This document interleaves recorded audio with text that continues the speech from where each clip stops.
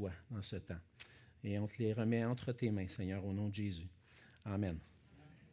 Amen. Donc, ce matin, on va continuer notre série dans le livre de l'Ecclésiaste et je vous invite à ouvrir vos Bibles. Dans le livre de l'Ecclésiaste, ça va être au chapitre 2 ce matin. On va lire ensemble le chapitre 2, les versets 1 à 11. Donc, Ecclésiaste 2, les versets 1 à 11. La parole de Dieu dit ceci: « J'ai dit en mon cœur, je t'éprouverai par la joie et tu goûteras le bonheur. Et voici, c'est encore là une vanité. J'ai dit du rire, insensé, et de la joie, à quoi sert-elle? J'ai résolu en mon cœur de livrer ma chair au vin, tandis que mon cœur me conduirait avec sagesse, et de m'attacher à la folie jusqu'à ce que je voie ce qu'il est bon pour les fils de l'homme de faire sous les cieux pendant le nombre des jours de leur vie. J'exécutai de grands ouvrages, je me bâtis des maisons, je me plantai des vignes, je me fis des jardins, des vergers, et j'y plantai des arbres fruitiers de toute espèce.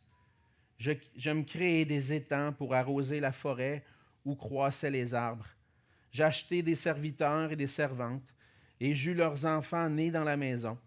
Je possédai des troupeaux de bœufs, de brebis, plus que tous ceux qui étaient avant moi dans Jérusalem. Je m'amassai de l'argent et de l'or et les richesses des rois et des provinces. Je me procurai des chanteurs et des chanteuses et les délices des fils de l'homme, des femmes en grand nombre. Je devins grand, plus grand que tous ceux qui étaient avant moi dans Jérusalem, et même ma sagesse demeura avec moi. Tout ce que mes yeux avaient désiré, je ne les en ai point privés. Je n'ai refusé à mon cœur aucune joie, car mon cœur prenait plaisir à tout mon travail, et c'est la part qui m'en est revenue. Puis j'ai considéré tous les ouvrages que mes mains avaient faits, et la peine que j'avais prise à les exécuter, et voici, tout est vanité et poursuite du vent. Et il n'y a aucun avantage à tirer de ce qu'on fait sous le soleil. » On va s'arrêter ici et on va dire un mot de prière. Seigneur notre Dieu, quelle joie de pouvoir être ensemble ce matin, de pouvoir te célébrer, de pouvoir t'adorer. Merci Seigneur de nous accueillir dans ta présence et par ce que tu as accompli pour nous en Jésus-Christ. Maintenant, nous pouvons nous approcher de toi avec confiance. Et nous voulons nous approcher de ton trône de grâce, Seigneur, pour être secourus dans nos besoins. Et un de nos besoins, Seigneur, ce matin, c'est d'avoir le privilège d'entendre ta parole. On a besoin de ta parole, Seigneur. On a besoin de toi. C'est toi qui communiques qui tu es et tes plans pour nos vies à travers ta parole, Seigneur. Et on a besoin que tu puisses aussi, dans ta grâce, nous accorder d'illuminer les yeux de notre cœur et qu'on puisse ensemble saisir les merveilles, les trésors qui se trouvent dans ta parole. Aide-nous, Seigneur, à te découvrir toi, parce que c'est toi qui peux réellement combler nos cœurs. Et on te prie ces choses dans le nom précieux de Jésus. Amen. Amen. Vous connaissez bien l'expression qu'on utilise en français, le gazon est toujours plus vert chez le voisin. Hein? Une expression qui veut dire qu'on a tendance à vouloir ou à convoiter ce que notre voisin a. Mais si on la prend littéralement, puis vous venez chez moi, vous allez constater que c'est vrai. Le gazon est toujours plus vert chez le voisin. Bon, il y a quelques-uns de mes voisins qui luttent un peu avec moi aussi, comme moi, avec les vers blancs et puis les difficultés d'avoir un beau gazon. Mais pour moi, disons qu'avec le temps, la priorité d'avoir un beau gazon avec les objectifs que j'ai dans ma vie, ça figure assez bas dans la liste de priorités. Mon gazon, un moment donné, là, hein, il va attendre. Mais il y a des gens qui, eux, c'est important pour eux. Et on voit que pour avoir un beau gazon vert, on a besoin de mettre beaucoup de temps. beaucoup de temps, beaucoup d'énergie ou peut-être même beaucoup d'argent pour payer quelqu'un pour entretenir notre belle pelouse. Et puis, je trouve ça beau. Hey, des fois, même moi, un peu par orgueil, des fois, j'aimerais ça d'avoir une belle pelouse comme ça. Mais avec le temps, je me suis dit, si ça donne tant de misère, puis c'est toujours à recommencer, est-ce que ça donne quelque chose finalement? De mettre tant d'énergie dans ça. À quoi ça sert si après avoir semé puis travaillé le sol, les vers blancs reviennent et mangent tout mon gazon? On va être encore obligé de recommencer. Mais dans la vie, il y a bien des choses qui peuvent prendre beaucoup de notre temps, puis qui donnent très peu de résultats. C'est dans mon cas, peut-être que vous avez eu plus de succès que moi avec votre gazon, mais moi, je n'ai pas eu beaucoup de succès. Puis je pourrais dire qu'avec le temps, on se rend compte qu'il y a des choses qui sont plus ou moins importantes. Puis je peux vous garantir que lorsque vous allez être sur votre lit de mort, près de la fin, votre gazon et sa couleur, vous allez... ça va passer 10 pieds au-dessus de votre tête. Ce n'est pas ça qui va retenir votre attention rendu là. Mais je ne dis pas non plus d'avoir un terrain qui ressemble à l'Amazonie. On veut avoir quand même quelque chose de bien, même si le mien, des fois, peut ressembler à ça. Mais non, on essaie de au moins le couper une fois de temps en temps. Mais tout comme mes voisins qui investissent, puis peut-être comme vous, je ne veux pas vous, vous vexer ce matin si vous prenez soin de votre pelouse. Mais on investit parfois beaucoup d'années, beaucoup de temps, beaucoup d'argent sur des choses qui finalement vont passer.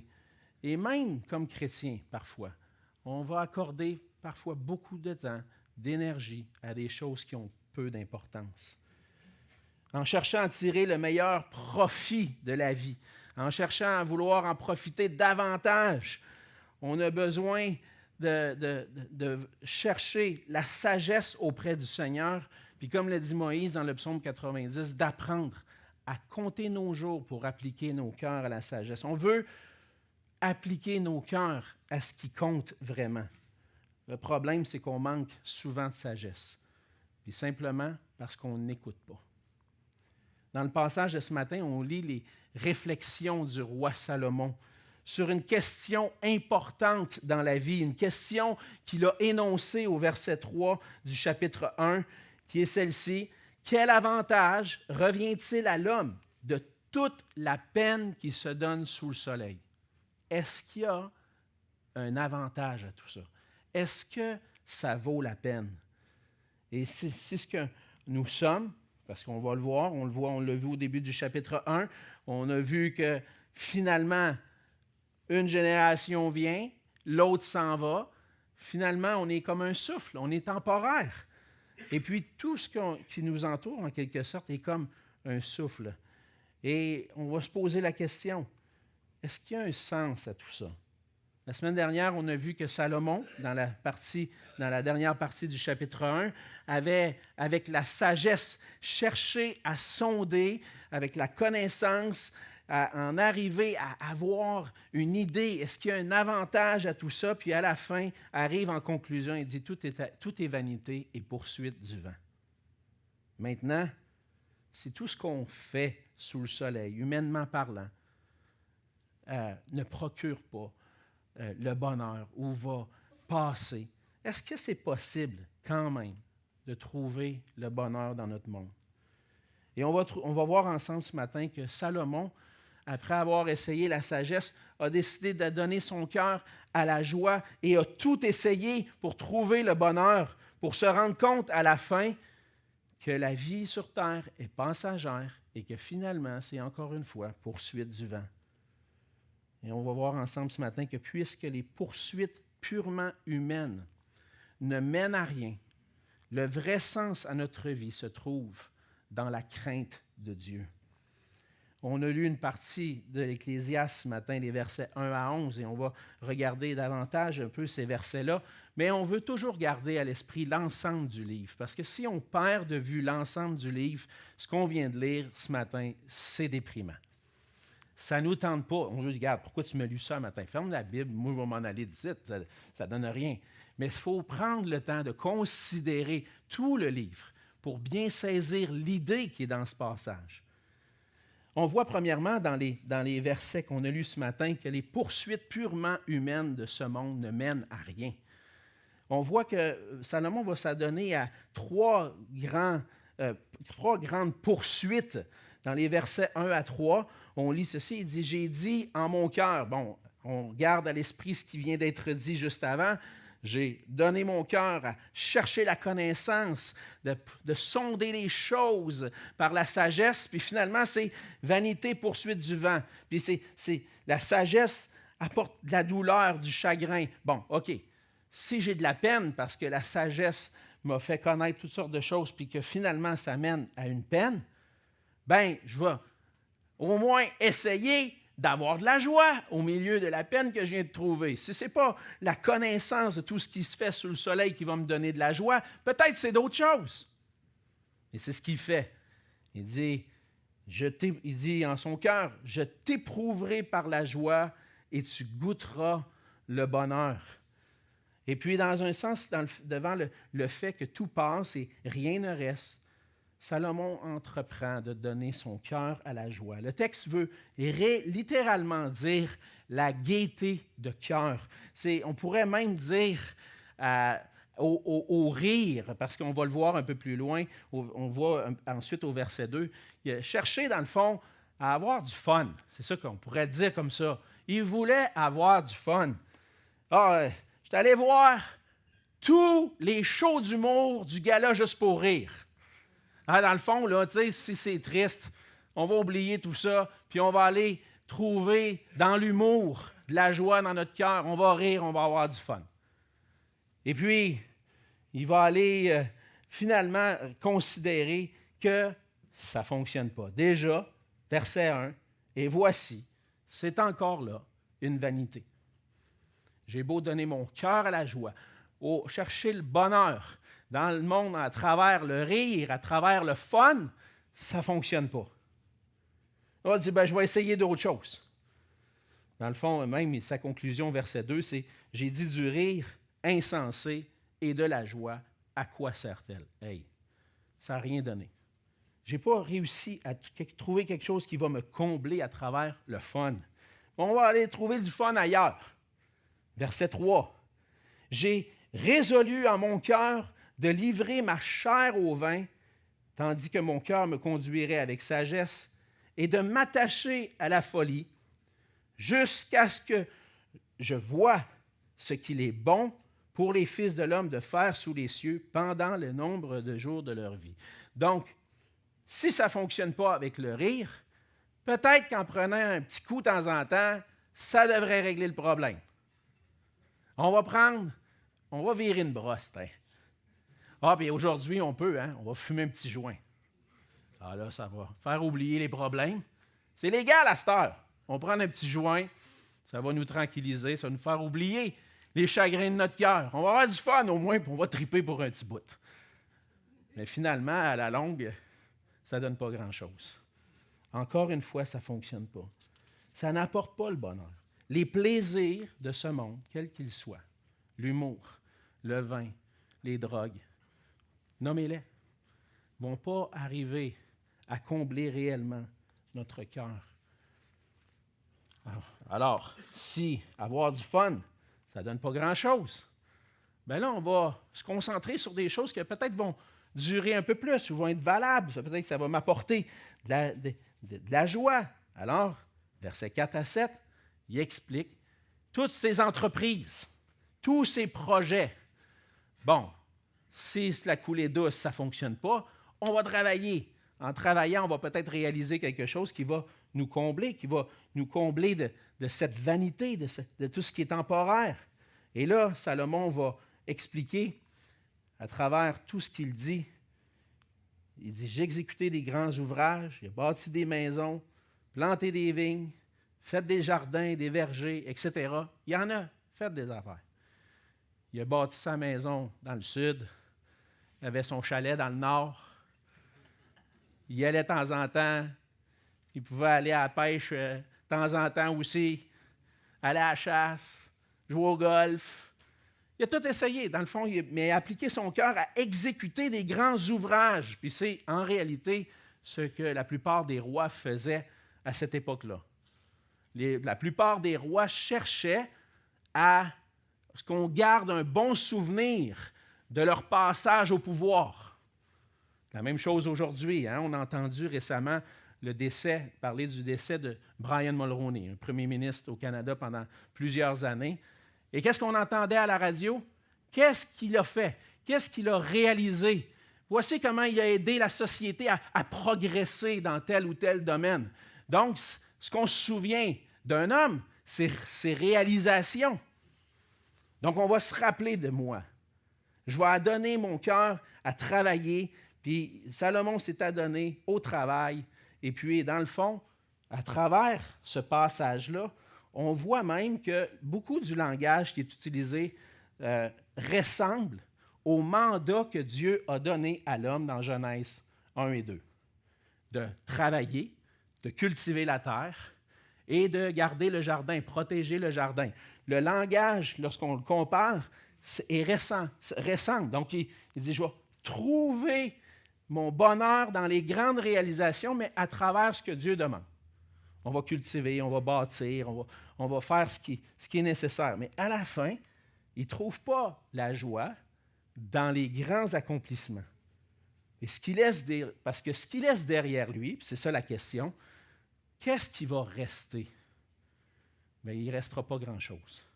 Même si tu bâtis des grandes maisons, des châteaux, on en connaît des châteaux du Moyen Âge en Europe.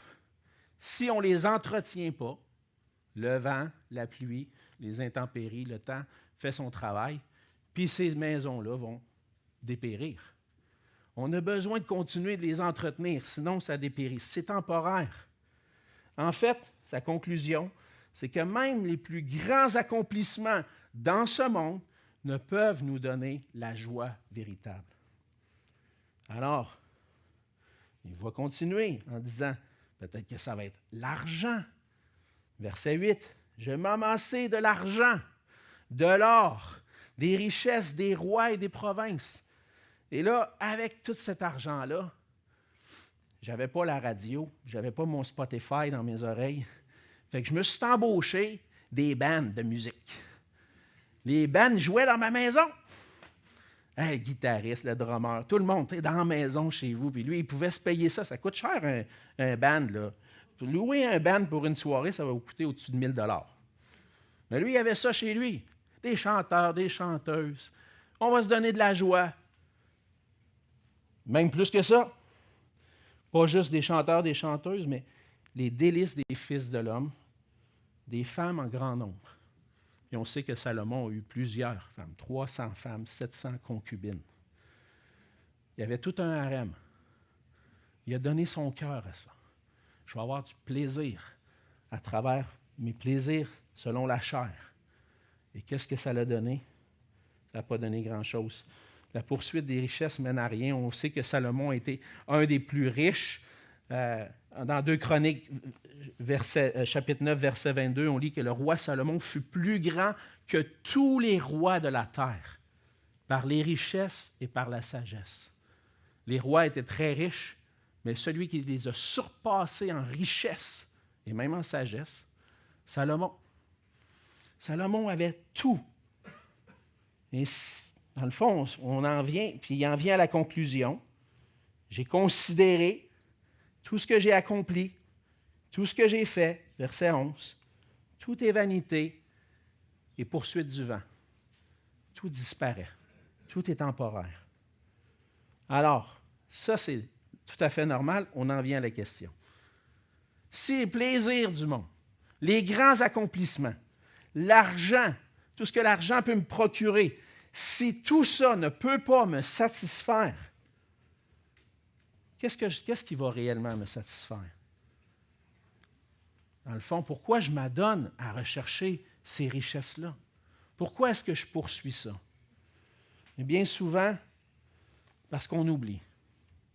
On oublie ou on ne prend pas le temps de considérer ce que d'autres ont vécu avant nous.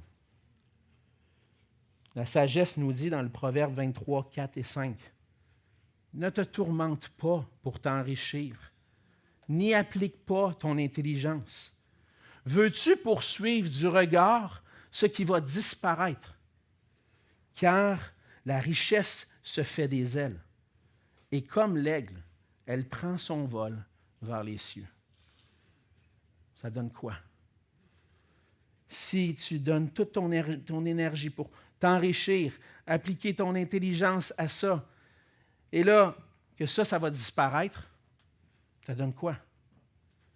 Évidemment, ça ne veut pas dire, parce qu'on va voir d'autres proverbes, qu'il ne faut pas au moins avoir ce qu'on a besoin pour vivre, ou chercher peut-être à s'assurer d'avoir quand même les ressources nécessaires pour notre famille, puis aider nos enfants dans leur futur, dans leurs études et tout ça. Ça ne veut pas dire que je ne vais pas être sage dans la gestion des biens que Dieu me confie. Mais si mon but, c'est d'accumuler pour racheter, puis finalement, si c'est le matérialisme qui devient ce qu'il cherche, avec lequel je veux combler mon cœur, ça ne donne rien. Le Proverbe 27,4 dit aussi, « Car la richesse ne dure pas toujours, ni une couronne éternellement. » Finalement, même les richesses de ce monde sont temporaires, ça ne dure pas.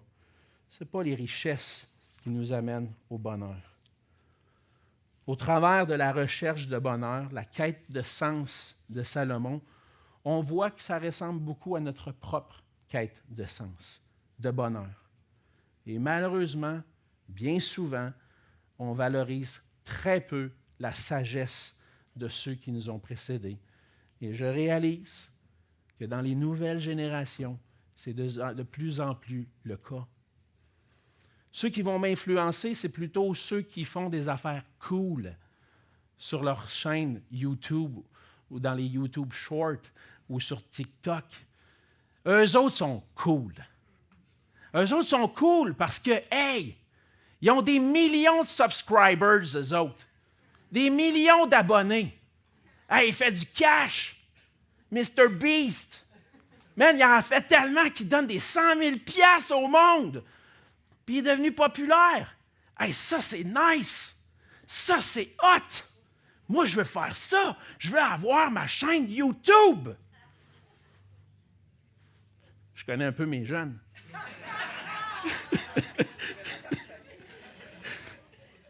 Peut-être que ça ne vous touche pas, vous, à l'âge que vous êtes. Vous êtes peut-être. Mais nos jeunes sont influencés par ça. Hey, il s'est payé le gros char. Tu vas à cabane. Hey, lui, ça roule son affaire. Et lui, il a l'affaire. Plutôt que de considérer ceux qui ont passé longtemps avant nous, puis qui ont vécu la vie à fond, comme eux autres qui le font présentement, puis jusqu'au bout à part de ça. J'étais plus riche que n'importe qui sur la terre. J'avais tout ce que je voulais, des femmes, des chars, j'avais tout, mais finalement, ça ne donne rien. Puis on ne prend pas le temps d'écouter. Salomon a écrit l'Ecclésiaste, puis il parle à la fin au jeune homme. Pourquoi? Apprends de ce que j'ai vécu. Fais pas les mêmes erreurs que moi. Moi, je veux que tu trouves le bonheur pour vrai, pas dans des niaiseries qui passent, qui vont disparaître. Comment on va trouver le bonheur dans ce monde? Ce n'est pas avec ce que le monde a à nous offrir. Parce que la seule vie qui a du sens, c'est celle qui est vécue avec Dieu, dans la crainte de Dieu. C'est ça la conclusion de Salomon. Puis je devance. Parce que si on veut que tout ça ait du sens pour nous ce matin, on doit aller parfois examiner la conclusion. Puis je vous le dis, on va y revenir souvent. Parce que c'est tellement important. Ce qui va te procurer de la joie, c'est une vie vécue avec Dieu. Notre vie trouve sa valeur lorsqu'on la mène selon la sagesse de Dieu et non la sagesse du monde. La sagesse nous apprend qu'elle est elle-même bien plus précieuse que l'or et l'argent. Dans Proverbe 3, les versets 13 à 15, la sagesse nous dit ceci, la sagesse de Dieu.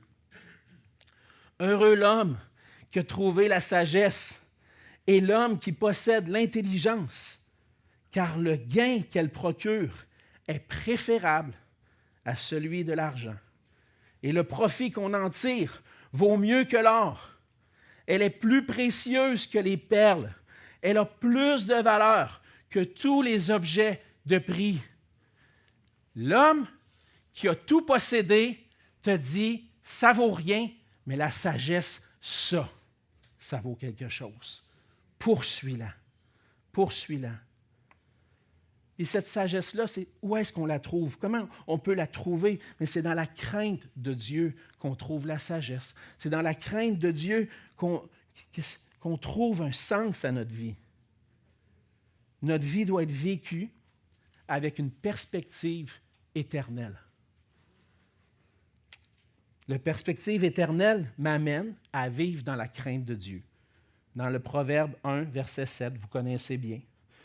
La crainte de l'Éternel est le commencement de la science. Les insensés méprisent la sagesse et l'instruction. Qui ici dit, aujourd'hui, mon objectif, le but dans ma vie, c'est d'être un insensé? Moi, je veux être stupide. C'est ça que je veux. Il n'y a personne, hein? Tout le monde dit, moi non, je veux être sage. OK. Crains Dieu. Et pourquoi je dois craindre Dieu? Proverbe 2, verset 6. Car l'Éternel donne la sagesse. De sa bouche sortent la connaissance et l'intelligence. Notre vie trouve sa valeur lorsqu'on craint le Seigneur, qu'on cherche à le connaître afin de vivre selon sa sagesse. Jérémie 9, 23 et 24. Ainsi parle l'Éternel, c'est le Seigneur qui parle. Que le sage ne se glorifie pas de sa sagesse, que le fort ne se glorifie pas de sa force, que le riche ne se glorifie pas de sa richesse, mais que celui qui veut se glorifie d'avoir de l'intelligence et de me connaître, de savoir que je suis l'Éternel, qui exerce la bonté, le droit et la justice sur la terre, car c'est à cela que je prends plaisir, dit l'Éternel. Tu veux être grand?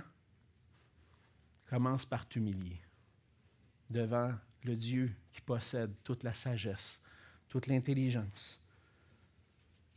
Et si le Seigneur veut quelque chose, si tu veux accomplir quelque chose qui vaut la peine dans ta vie, cherche à plaire à Dieu. Cherche à le connaître personnellement, intimement. Pour vivre une vie heureuse, remplie de bonheur, je ne vais pas chercher ce qui me plaît à moi. Ça mène à rien. Pour vivre une vie heureuse, remplie de bonheur, je dois chercher ce qui plaît à Dieu. Je dois chercher à le connaître. Et la crainte de Dieu, c'est le début pour la sagesse dans la vie. C'est le début pour découvrir ce qui vaut le plus cher, ce qui est plus cher que l'or et l'argent. Mais comment je peux entrer dans cette communion avec Dieu, vivre une vie dans la crainte de Dieu? Ça commence par une vie consacrée à Jésus-Christ. En venant sur la terre, Jésus est venu pour nous donner la vie éternelle, pour qu'on puisse connaître le seul vrai Dieu. C'est ce que Jésus nous a dit dans Jean 17, verset 3. Or, la vie éternelle, la vraie vie, la belle vie, c'est qu'ils te connaissent, toi, le seul vrai Dieu, et celui que tu as envoyé, Jésus-Christ. En d'autres mots, si tu veux vraiment être heureux, tu as besoin de connaître ton Dieu, tu as besoin d'être en relation avec lui. Et lorsque Jésus est venu, il a tout accompli, ce qui était nécessaire pour que la voie soit ouverte à des pécheurs comme nous, d'entrer en relation avec ce Dieu saint, parfait. Jésus a tout accompli pour nous donner le vrai bonheur avec Dieu. Toute son œuvre était nécessaire pour qu'on puisse trouver la joie dans notre cœur, la joie éternelle, la paix avec Dieu. Et c'est pour ça qu'il y a seulement le Seigneur Jésus, Jésus-Christ, qui peut nous donner la pleine satisfaction. Jésus a tout accompli pour nous délivrer de nos vaines poursuites. Pour essayer, pour nous délivrer d'essayer de trouver la joie, le bonheur dans les choses de ce monde, dans les réalisations, dans les richesses. Nous qui croyons en lui maintenant, on trouve un sens à notre vie. Normalement, par nature, on croit trouver un sens à notre vie dans les plaisirs du monde. Normalement, on pense trouver la joie, un sens à notre vie dans nos accomplissements ou dans les richesses. Mais si on continue de vivre de cette façon-là, on a une vision et une perspective purement humaine. Et la Bible nous dit qu'on vit par nature dans l'illusion. On est déconnecté de la réalité. Parce que la réalité, ce n'est pas juste ce que je vois. Il y a un Dieu qui est là, qui est présent. On est aveuglé dans nos ténèbres. On n'arrive pas à vivre la vie, la belle vie. On pense l'avoir, mais on ne l'a pas. Tant et aussi longtemps qu'on ne va pas vers Christ. Parce que c'est seulement lui qui nous rend capable de poursuivre ce qui nous rend heureux. Et nous qui sommes aveuglés dans nos ténèbres, qui avançons et qui pensons trouver le bonheur, la joie dans ce monde, mais le Seigneur vient et apporte la lumière. Il vient faire lumière dans nos cœurs. Il vient nous montrer qu'on vit dans l'illusion, qu'on vit dans le mensonge. Puis lorsqu'on vient à sa lumière, on reconnaît, hey, je ne marchais pas dans la bonne direction, pas en tout. Je pensais que ça allait me combler, ces choses-là. Je pensais que j'allais être heureux. Mais finalement, non. Parce que c'est seulement le Seigneur Jésus qui peut me rendre heureux. C'est lui qui vient me délivrer de mes vaines poursuites pour la remplacer par la poursuite qui vaut vraiment la peine. Connaître Dieu. Jésus nous transforme pour qu'on abandonne nos vaines poursuites, pour qu'on trouve la joie dans la sagesse selon Dieu. Non seulement Jésus vient et vient nous délivrer, nous rend capables de poursuivre le vrai bonheur en Dieu, mais Jésus est aussi notre exemple de la poursuite de ce qui est vraiment sage. Jésus est notre exemple. Jésus n'a pas trouvé sa joie dans les poursuites de ce monde. Lorsqu'on lit la vie de Jésus dans les évangiles, Jésus avait aucun intérêt dans ce que le monde poursuivait.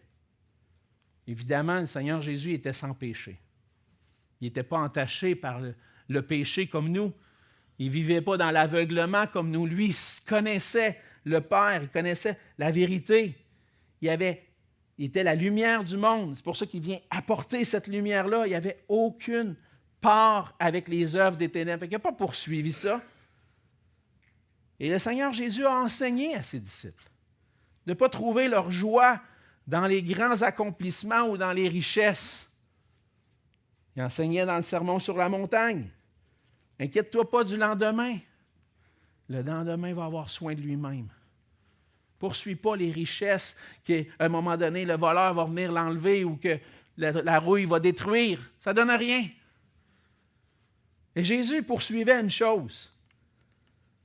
Il a accompli son ministère sans chercher à être grand, dans l'humilité.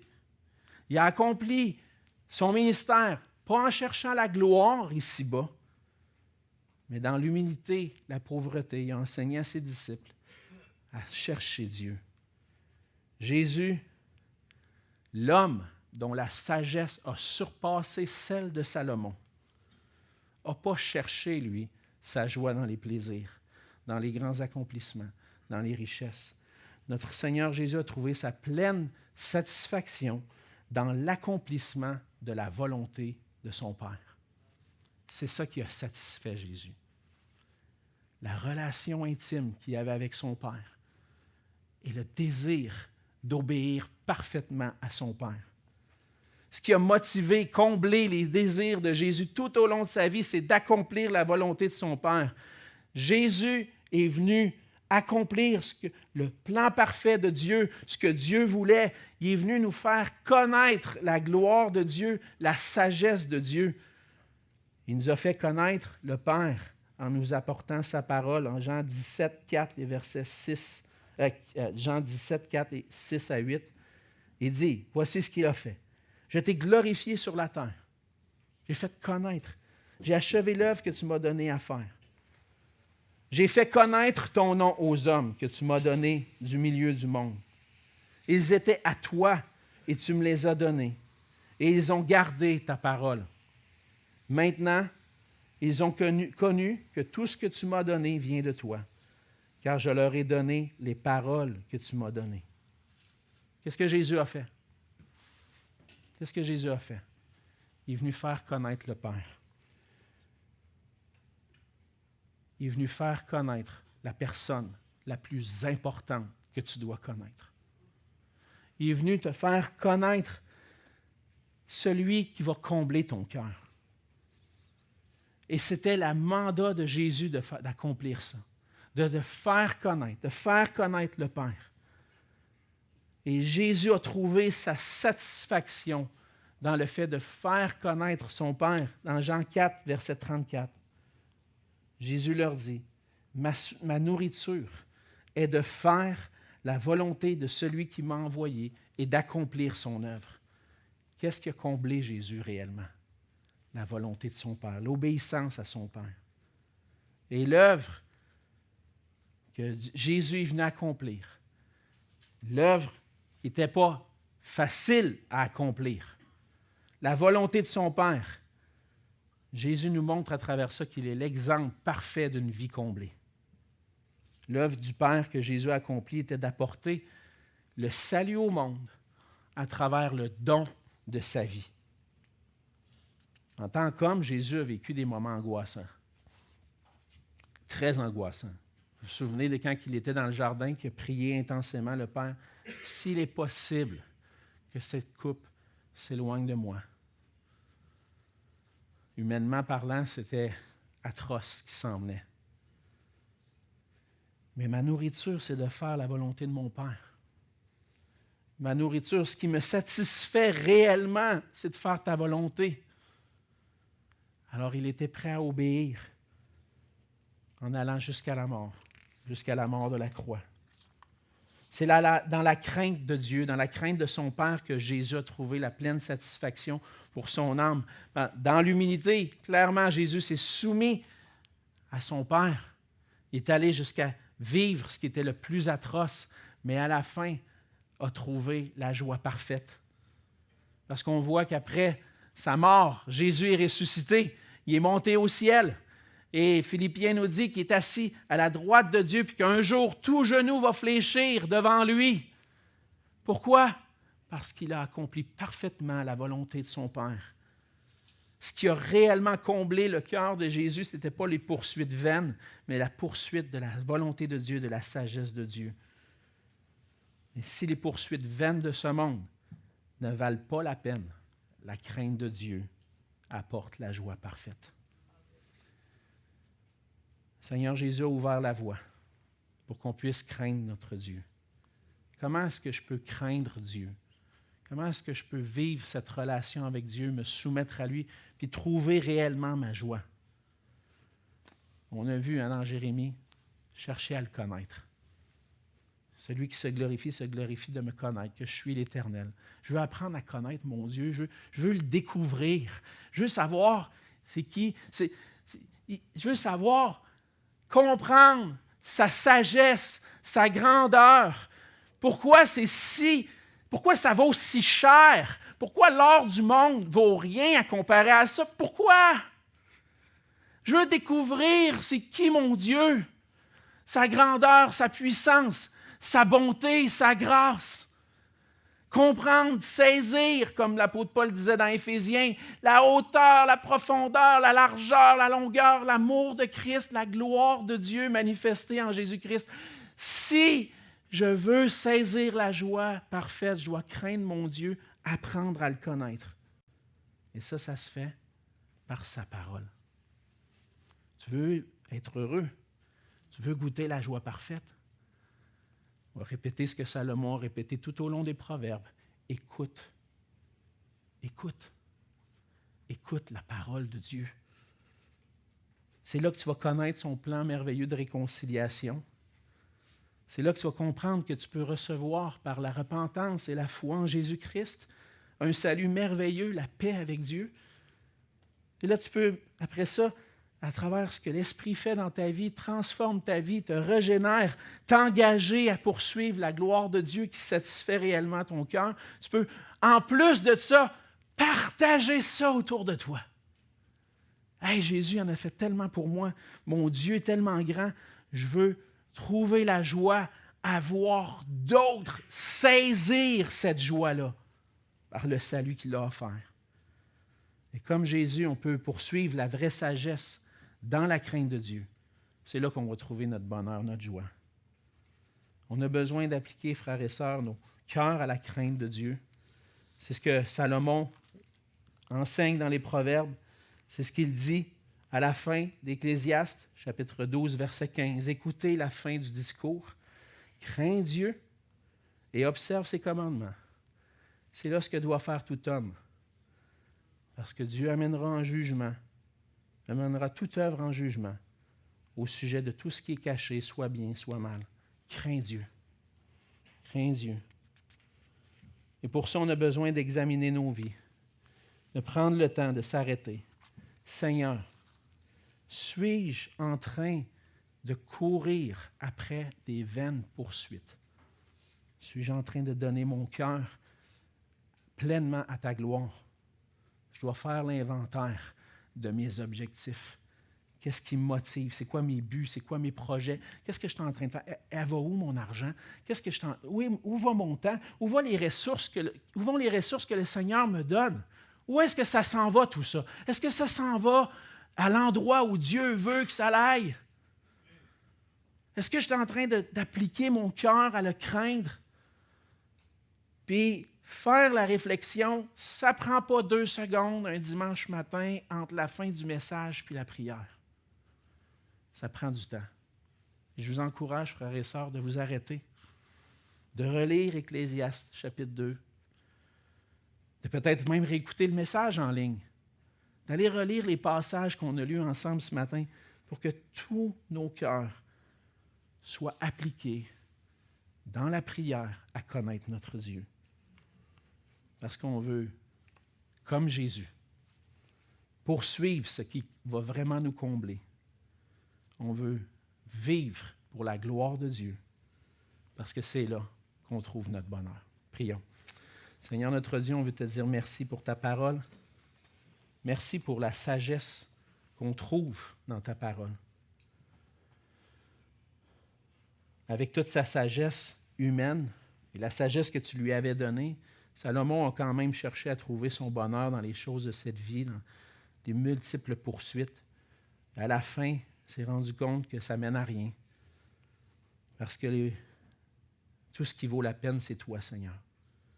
C'est toi le plus précieux. Tu vaux tellement plus que l'or et l'argent. Puis Seigneur, à travers Jésus-Christ, tu as tout accompli pour qu'on puisse trouver cette joie en toi. Puis Seigneur Jésus, tu nous as montré l'exemple de celui qui a vraiment été comblé dans sa relation avec Dieu. Seigneur, on veut te prier. Fais ton œuvre dans nos cœurs, Seigneur, pour que tout ce qui pâlit, pour que tout puisse pâlir dans ce monde à la vue de ta gloire, à te poursuivre, à trouver notre joie en toi. Seigneur, on veut prendre le temps ce matin de se rappeler de ce que tu as accompli pour nous à la croix. Aide-nous, à travers ce temps de méditation, à prendre le repas du Seigneur. Aide-nous à saisir combien tu es merveilleux et la gloire que tu as manifestée à travers ce salut si grand. Et on te prie toutes ces choses, Seigneur, en te priant d'accomplir ta volonté dans nos vies. Au nom de Jésus. Amen.